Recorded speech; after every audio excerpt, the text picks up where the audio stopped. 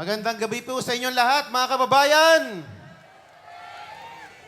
Ako po ang panganay na anak po ni Senatorable Dante Marcoleta, ang tinaguriang pambansang simangot. Na lalo naman ngayon ay talagang sumisimangot dahil sa mga nangyayari ngayon. Kung siya ganito kalalim ang kunot, mas lalong lumalim ang kunot niya sa noo dahil sa mga pinaggagawa ng administrasyong ito sa ating mahal na Pangulo. Sino po sa inyo dito ang nabudol?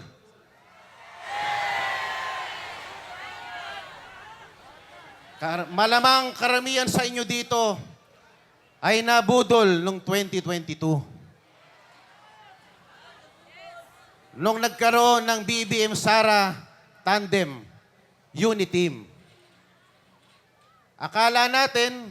Buong akala natin, si BBM will redeem their name.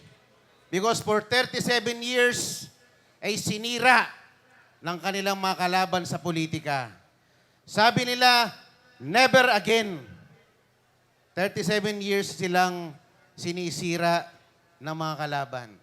So, sa ating paniniwala, siguro naman pagbubutihin ni Pangulong Bongbong ang kanyang pamumuno. 2022, lumipas ang 6 na taon. Nag-aantay ako. 2023, nakanganga pa rin ang mamamayang Pilipino. Ano na, President Bongbong? Nag-isip ako, baka naman naghahanda pa. Baka naman naghahanda pa ng kanyang matindi na launch at paglilinis ng kanyang pangalan. 2024. At ngayon 2025 na. Ano nangyari sa bansa natin? Masasabi niyo ba na ang Pilipinas ay mas maganda ang kalagayan ngayon kaysa noon panahon ni Pangulong Rodrigo Duterte? Sa huling survey po, 61% ng mga Pilipino, inaamin nila na sila po ay mas mahirap ngayon kaysa noon. Tatanungin ko kayo, mga kababayang Pilipino, kaya niyo pa bang tumagal ng 3 taon? Kaya niyo pa ba ng 3 taon na panibagong paghihirap?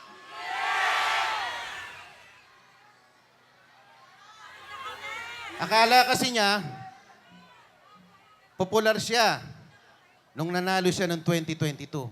Hindi niya alam, nanalo lang siya dahil siya'y umangkas kay Sara Duterte.